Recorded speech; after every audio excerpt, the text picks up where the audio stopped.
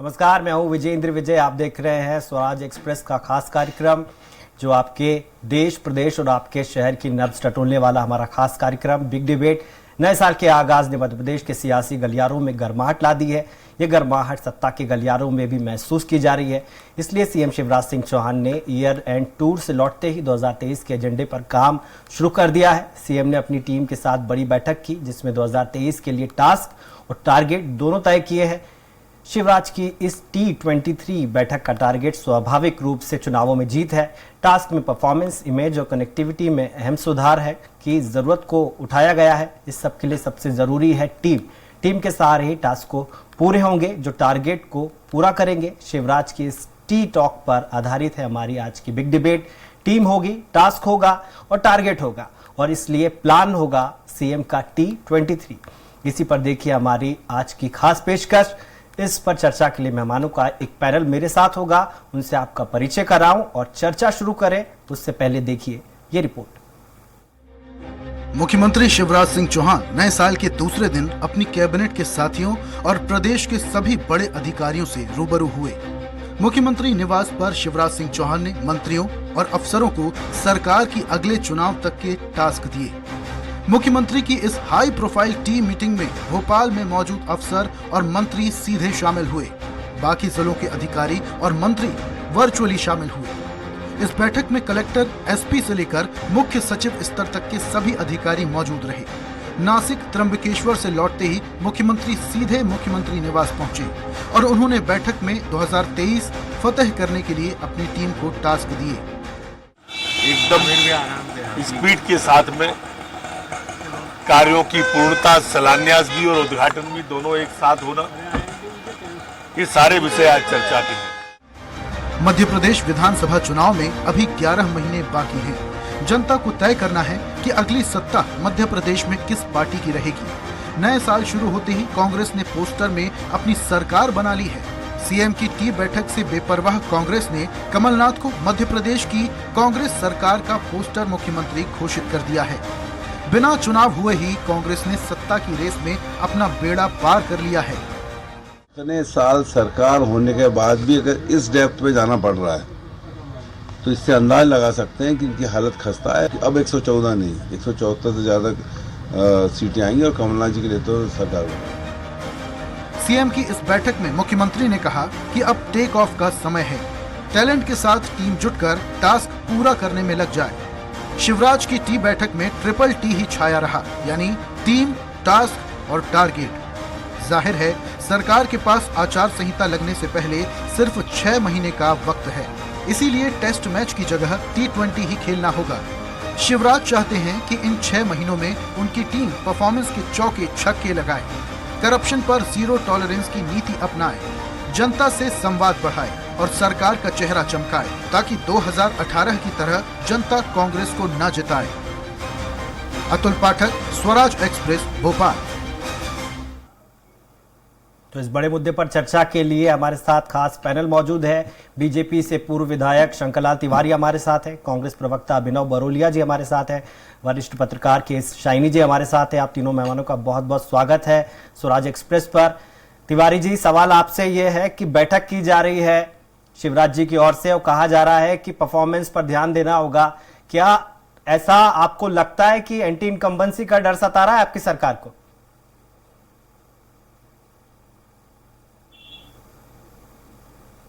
आप सबको कहने का यही मौका है कि हम सब एंटी इनकम्बेंसी के कारण, ये नियमित वर्किंग है, ये रेगुलर वर्किंग का हिस्सा है मुख्यमंत्री जी के।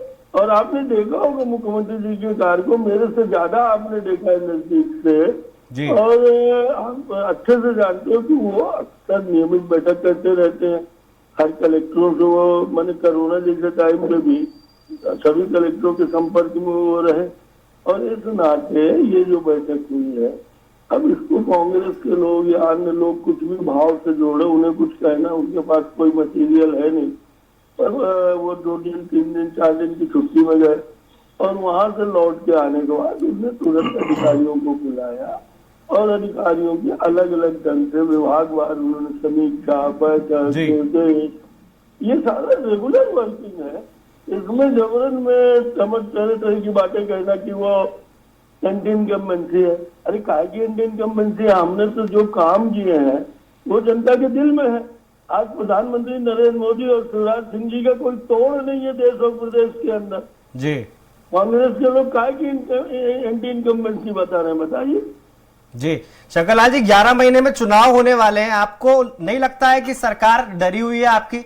क्योंकि जो 3.25 साल में नहीं हुआ है वो आखिरी के 6 महीने में कैसे हो जाएगा?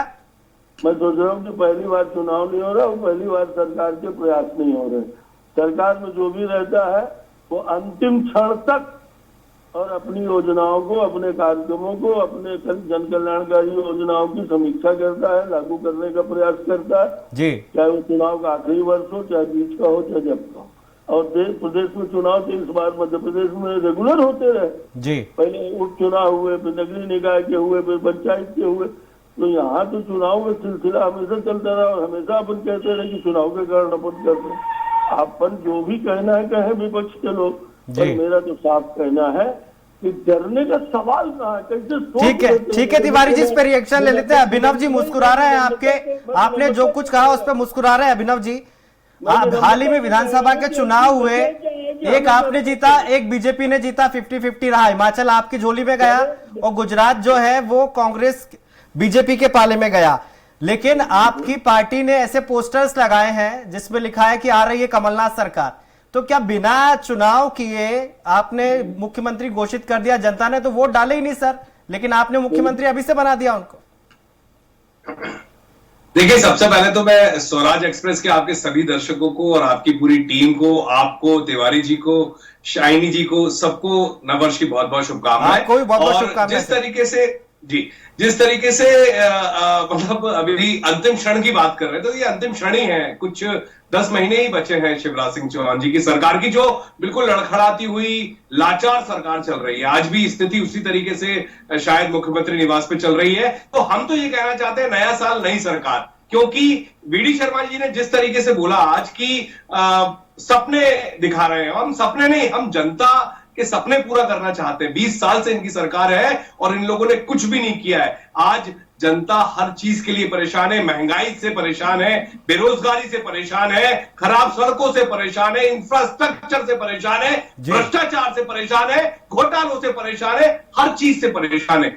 हम जो ये पूछते हैं ना कि हम लोग का क्या एजेंडा है, हमारे पास हमारी सरकारें जहां जहां है वहां ओल्ड पेंशन स्कीम लागू कर दी गई है, हम भी करेंगे। हम जहां जहां पर किसान कर्जा माफी की ये लोग बात बाहर मना करते हैं ना, हम वो किसान कर्जा माफी कैसे होगी वो भी बताएंगे। हम सिलेंडर 500 रुपए का हमारी सरकार ने किया है, वही हम करेंगे। ऐसे कई चीजें जो धीरे धीरे सामने आएगी और इन लोग का ग्राफ इसी तरीके से गिरता जा रहा है। इन लोग को वोट तक नहीं मिलेगा। भाजपा से जनता इतना त्रस्त हो गई है।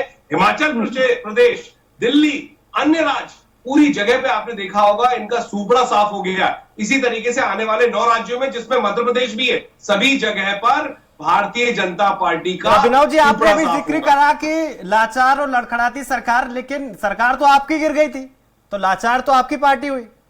देखिए, होता यह है कि कई बार कुछ धोखे और कुछ जयचंद और कुछ विभीषण, जो ये लोग खुद कहते हैं किसी को, उन्हीं लोगों की वजह से धोखा खाया। क्योंकि हमारे जो कमलनाथ जी हैं वो बिल्कुल साफ नीयत के नेता है, पूरा देश जानता है। उनकी नीयत बिल्कुल साफ है, एक विजन है उनका। उनने पूरे देश में जिस तरीके से इंफ्रास्ट्रक्चर तैयार किया है वो पूरी दुनिया जानती है। तो हमने धोखा खाया है, कोई बात नहीं। इसका रिजल्ट हम 2023 के चुनाव में दिखाएंगे कि हमारी कितनी सीटें आएंगी। आप ये पीसी शर्मा जी, हमारे विधायक जी ने 174 बोला है, मैं तो आपको बता रहा हूं कि हम 200 के ऊपर जाएंगे।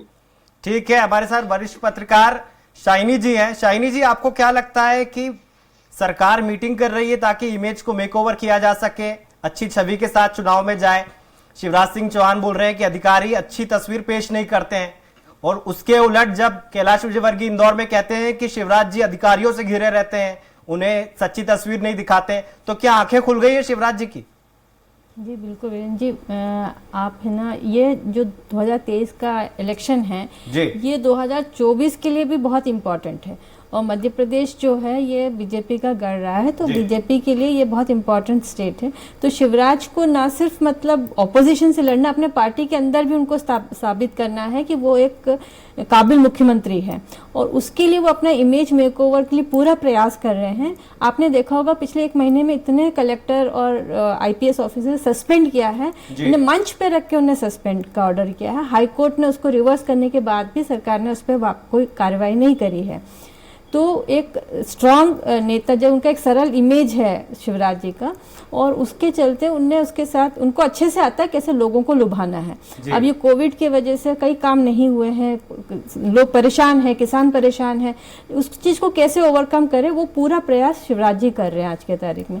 और वो जो टास्क फोर्स बना रहे हैं और जो टीम बना रही है इनका पूरा, ये पूरा उद्देश्य ये है कि किस तरह से पार्टी में भी अपना इमेज बना के रखें, ताकि आने वाले समय में सरकार तो बने ही बने और वो मुख्यमंत्री भी बने रहे। जी ठीक है शंकर लाल जी, जैसा कि शाइनी जी ने कहा कि उन्हें अपने लोगों से भी लड़ना है, कहीं ना कहीं वो इशारा कहीं ना कहीं एक तरीके से उमा भारती की ओर कर रहे हैं। उमा भारती जिस तरह से मुखर है शराबबंदी के मुद्दे को लेकर, तो आपको नहीं लगता कि सबोटाज होगा इससे? नहीं, मेरी बहन दूसरा कुछ कह रही थी। आप सर एक चीज और पूछ लीजिए, दीपक जोशी जी इनके पूर्व मंत्री खुद घोटाले खोल रहे हैं। रुक जाए आप, थोड़ी बोल लेना, आपका नंबर है, बोल लेना। जी जी। अभी जो उन्होंने कहा, आपने उमा भारती को उसमें जोड़ दिया। अभी उन्होंने कहा कि वो अपनी इमेज बनाने का प्रयास कर रहे हैं, और पार्टी के अंदर उनके शब्द लड़ाई रहा होगा, पर प्रतिद्वंदिता तो जीवन के हर पल में होती है। हमारा टीवी चैनल है, वहाँ भी प्रतिद्वंदिता होती है, पत्रकारिता है, वहाँ भी प्रतिद्वंदिता रहती है, कौन समाचार पहले लगा ले और किसका हिट टाइटल चला जाए। तो ये वो कह रहे हैं, इसलिए मैं तो सुन रहा हूँ। अन्यथा मेरा सोच तो ये है कि शिवराज जी जांचे परखे हुए नेता है, उन्होंने लंबे समय तक सरकार चलाने का अनुभव प्राप्त है, 3 चुनाव जिताने का उन्हें अनुभव प्राप्त है। पिछली बार भी हम कोई दिग्विजय सिंह की तरह से हमारा सुपड़ा साफ नहीं हुआ था, पिछली बार भी हम 7-8 सीटों से पीछे रह गए जी, और उसमें इनका जो मुल्ला 5 सीटें कम थी आपकी, प्लीज 109 आपकी आई थी सर, और कांग्रेस की 114। अरे भाई तो 8-10 गिन लो है, जो की गिनतियों में इससे ज्यादा नहीं थी, है ना, 8-10 ही ज्यादा रही उनकी। और उन्होंने भी जोड़ तंगोड़ करके सरकार बनाई थी। प्रदीप जायसवाल को माइनिंग मिनिस्टर बनाना पड़ा था, जो निर्दलीय था। और इस नाते मैं ये कह रहा हूँ कि पिछली बार अभी ये कह रहे थे हम कर्जा माफ कैसे होगा, हम बताएंगे। अरे भैया तुमने तो कहा था 10 दिन में माफ कर देंगे, तुमने 1.5 लाख किसान को डिफॉल्टर बना दिया। तो शिवराज सिंह चौहान जी और कमल पटेल जी विधानसभा में क्यों बोलते हैं, झूठ बोलते हैं क्या विधानसभा में मुख्यमंत्री जी कि कर्जा माफ हुआ है? 7,000 का कर्जा माफ हुआ है, 7,000 करोड़ का कर्जा माफ हुआ है, झूठ बोलते हैं क्या? तो बोलना आपको तकलीफ होगी फिर मुझसे। मैं किसी से मैं तो तकलीफ दे देता हूँ, मुझे तकलीफ नहीं होती, नहीं बंधु, क्योंकि मैं सच बोलता हूँ, सच्ची बात करता हूँ। तो जनता सुन रही है, कांग्रेस पार्टी सच बोलती है और जनता सुन रही है, देख रही है आपको कि तिवारी जी आप किस तरीके से झूठ का पुलिंदा हो। क्या 20 साल में पूरी जनता के टैक्स का पैसा खा गए, लाल पीले भ्रष्टाचार और घोटाला कर करके, और शर्म भी नहीं आ रही है यहाँ बैठकर बोलने में। कर्जा माफ एक बेरोजगार को बेरोजगारी का भत्ता नहीं दिया, किस तरीके से बेरोजगार पिट रहा है, महंगाई में मुंह नहीं खुलता है। 1 रुपए राष्ट्रीयकृत बैंकों को सरकार के खजाने से कर्जा माफी नहीं दिया। सिर्फ ये जनता को दिग्भ्रमित कर रहा होता है, जनता सब समझ गई है, जनता समझदार हो गई है, सब बता दिया जनता ने। वो तुम्हारे पापों का फल, तुम्हारे झूठे ये तुम जैसे पापी होगा, तुम जो पापी लोग हो ना, तुम्हारे पाप अब सामने आए 20 साल में। तुम लोगों ने जो पाप किया वो जनता भुगत रही है आज जी। झूठ बोल बोलकर 2 करोड़ के रोजगार, महंगाई कम कर देंगे, जनता परेशान है इन पापियों के कारण, ये पाप किया इन लोगों ने। भैया बताओ ना, 1.5 लाख किसान डिफॉल्टर के तो के पीछे बोलना, तो जवाब दो। जमीनें खा रहे हो लोगों के मंत्री, भ्रष्टाचार कर रहे हो, पोषण आहार घोटाला, व्यापम घोटाला। 25 अरे व्यापक घोटाले कहते कहते डिग्गी हरे की जवान घिस गई और कुछ नहीं कर पाए। यही सुनना चाह रहा था मैं, क्योंकि मुद्दों पे नहीं आना है, जनता का सिलेंडर का पैसा कम नहीं करना है, महंगाई कम नहीं करनी है, रोजगार नहीं देना है। अभी कह रहे थे राजस्थान की सरकार खड़ा रही है कि नहीं, 500 रुपए का सिलेंडर हो गया है राजस्थान में। क्या बोलो तिवारी जी जाके मुख्यमंत्री से कि 500 का कर दो सिलेंडर, नहीं करेंगे।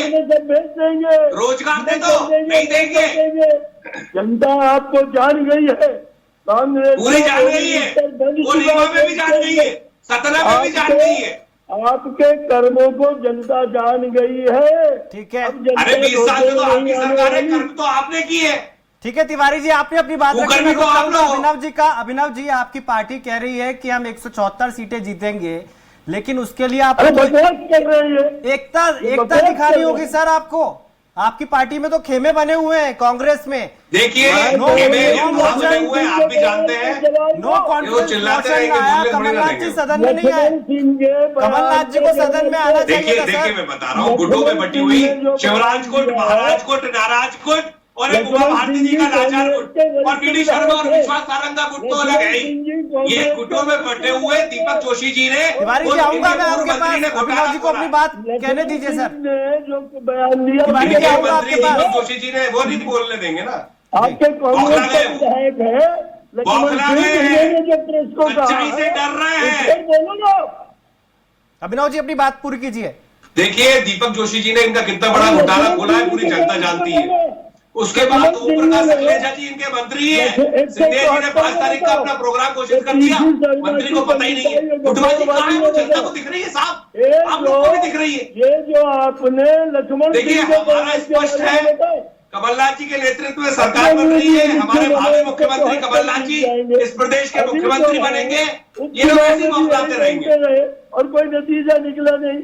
लक्ष्मण सिंह ने अभिनव जी आज बयान आया है आकाश विजयवर्गीय का। आकाश विजयवर्गीय ने कहा है कि कमलनाथ जी की उम्र हो गई है, उनको चुनावी पॉलिटिक्स से दूर हो जाना चाहिए।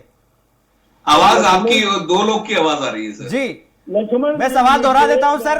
आकाश वो चुप ही नहीं विजयवर्गीय ने होते। कहा है कि चुनावी राजनीति छोड़ देनी चाहिए कमलनाथ जी को, उम्र हो गई है उनकी।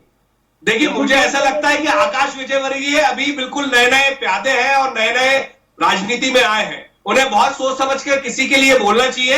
कमलनाथ जी कहाँ है, क्या है और कितने बड़े नेता है, वो आकाश विजयवर्गीय डिसाइड नहीं करेगा। आकाश विजयवर्गीय किसी नेता का बेटा है और नेतागिरी में आकर वो विधायक का चुनाव जीत गया। तो आकाश विजयवर्गीय को डिफेंड करने या उसके बारे में बोलने के लिए मैं कुछ भी नहीं बोलना चाहूंगा, वो कोई वैल्यू नहीं रखता है।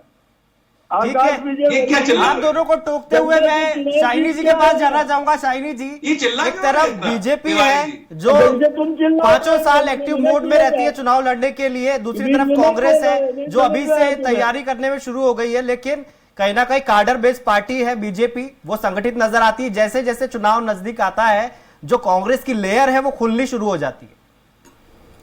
जी विजन जी, कांग्रेस का लेयर तो मतलब है, लेकिन बात यह है कि बीजेपी भी आज बहुत अच्छी स्थिति में नहीं है मध्य प्रदेश में। जी, जिस तरह से बीजेपी के अंदर जो अंदरूनी झगड़े हैं, अभी कांग्रेस से कई लोग वहां गए हैं, तो उनके खिलाफ भी बीजेपी के अंदर के कुछ नाराजगी है लोगों के।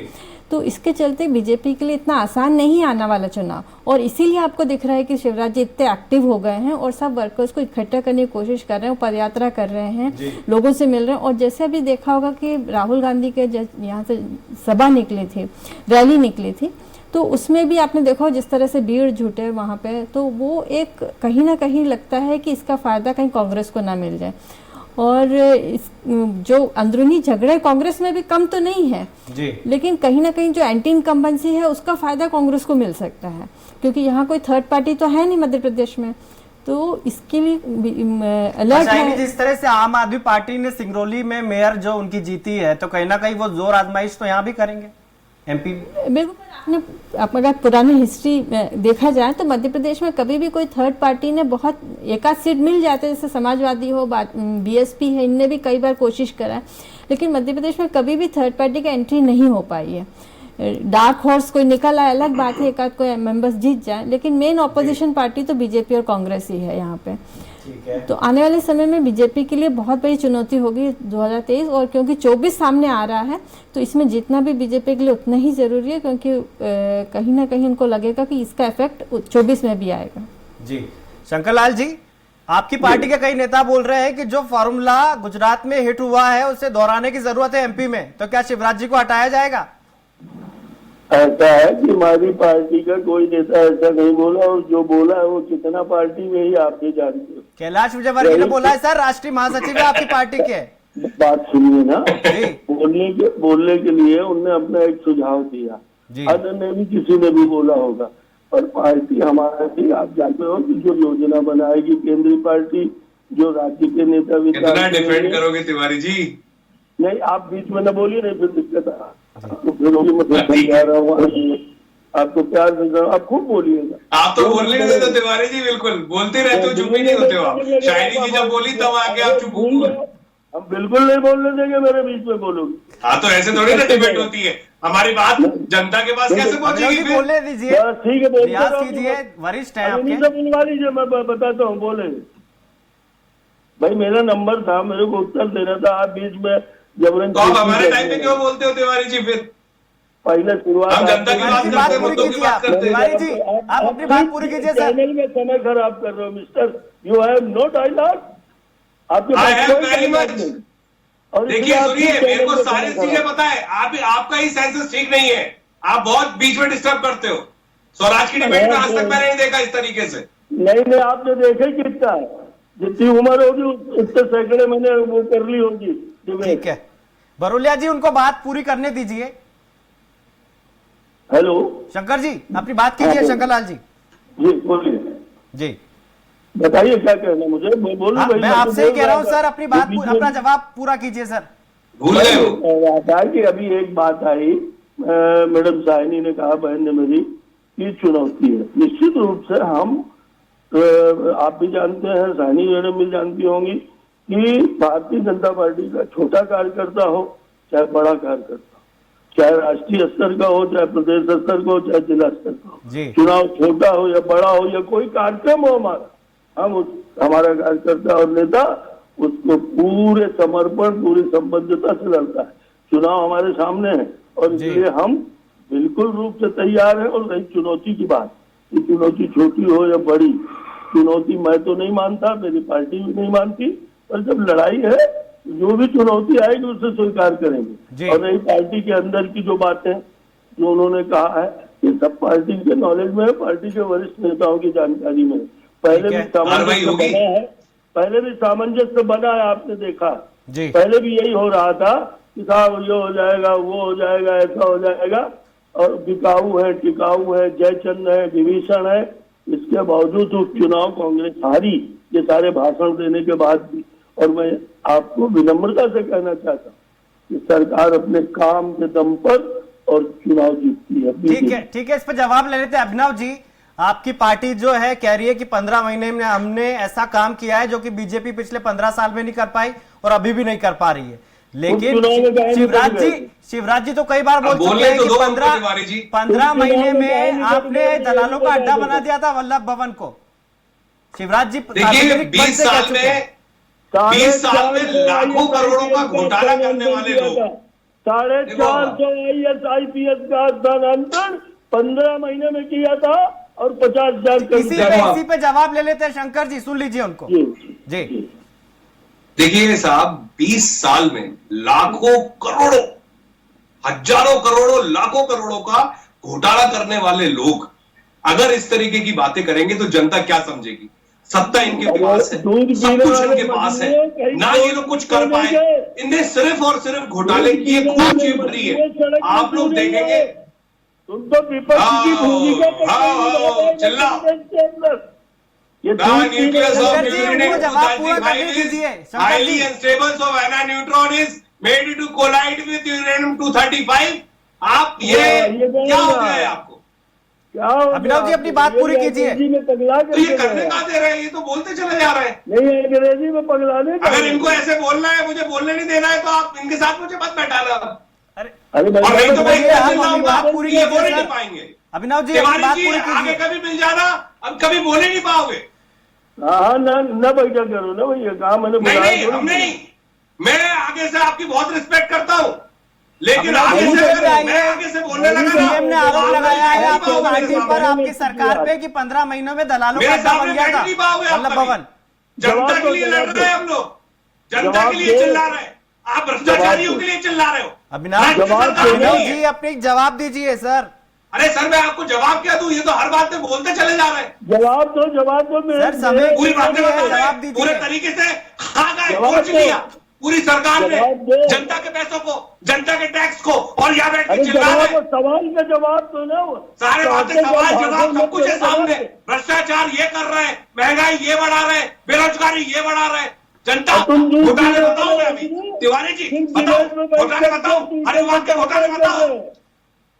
जवाब दो। ये देखो सुनना, चुपचाप बैठ के सुनना, ठीक है। मशहूर घोटाले सुनो, खाद्य विभाग में एमपी एग्रो घोटाला, मध्य प्रदेश धान घोटाला, फर्जी राशन घोटाला, कृषि विभाग में फर्टिलाइजर परिवहन घोटाला, मंडी टैक्स घोटाला, रतन जोत प्लांटेशन घोटाला, किसान कल्याण भ्रमण घोटाला। अरे घोटाले वालों, लिस्ट इतनी बड़ी है ना कि पागल हो जाओगे। सिर्फ अखबार में तो आरोप लगाते हो। ठीक है, आप दोनों को टोकते हुए शाइनी जी, अगला चुनाव नजदीक है, क्या ये 15 महीने बनाम 4.5 साल का चुनाव होगा? शाइनी जी, कांग्रेस में आपस में जूते में दाल बट रही है। तिवारी जी रीवा से टिकट भी नहीं मिलेगा अब तो। देखिए अरे मैं रीवा के नहीं हूँ यार, लल्ला तू मेरे पीछे न पड़, मेरे को कितना सत्रह से महिला का सम्मान कीजिए। जी बोलिए मैम। जी वीरेंद्र जी, अब इनके पास बहुत कम टाइम बचा है।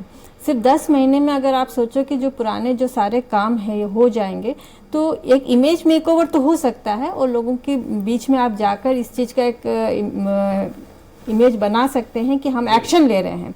लेकिन कार्य अगर होना है तो 10 महीने तो बहुत कम समय है, जिसमें जितना छूटे हुए काम है, बहुत जो सड़क है या रोजगार का इशू है, मेडिकल इश्यूज़ है, लोगों का हेल्थ इश्यूज़ है, तो ये सब जो इंफ्रास्ट्रक्चर का प्रॉब्लम है, इन्वेस्टमेंट्स आ नहीं रहे मध्य प्रदेश में। अगर आप देखोगे बिजली की बहुत ख़राब स्थिति है मध्य प्रदेश में, आज इतना बड़ा डेप्थ में है मध्य प्रदेश।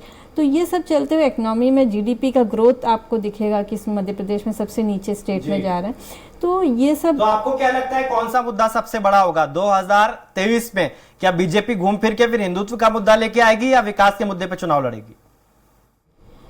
हिंदुत्व मुद्दा तो बीजेपी के पास हमेशा से ही रहा है, एक ट्रम्प कार्ड है उनका कि जब भी, पर बात यह है कि जनता क्या सिर्फ उसी के लिए वोट दे देगी? एक आप हिंदुत्व का मुद्दा लेके आके वोट लेने के लिए, जब तक कि उनके जो निजी जो पेट का भूख नहीं जाता है तो लोग कभी वोट उसमें लिए नहीं देंगे। पहले तो आपका उनका निजी जो बेसिक नीड्स है उसको फुलफिल करेंगे, तब फिर मुद्दा बन सकता है एक हिंदुत्व। पर जब तक कि आप उनके बेसिक नीड्स पूरा नहीं करेंगे तो मुझे नहीं लगता कि हिंदुत्व के कार्ड पे बीजेपी पूरे चुनाव जीत सकती है। तो डेफिनेटली शिवराज भी इस चीज को जानते हैं और इसलिए वो टास्क फोर्स बना रहे हैं। पर 10 महीने कहाँ वो काफी है इनके लिए पूरा काम करना, ये चुनौती भरा सवाल है। जी बहुत बहुत शुक्रिया तीनों मेहमानों का। बीजेपी से हमारे साथ शंकर लाल तिवारी जी जुड़े थे, अभिनव बरोलिया जी कांग्रेस से जुड़े थे, के शाइनी जी हमारे साथ जुड़ी हुई थी स्टूडियो से। आप तीनों का बहुत बहुत शुक्रिया डिबेट में शामिल होने के लिए। बिग डिबेट में फिलहाल इतना ही, कल फिर हाजिर होंगे नए मुद्दे और नए सवालों के साथ। दीजिए इजाजत, नमस्कार।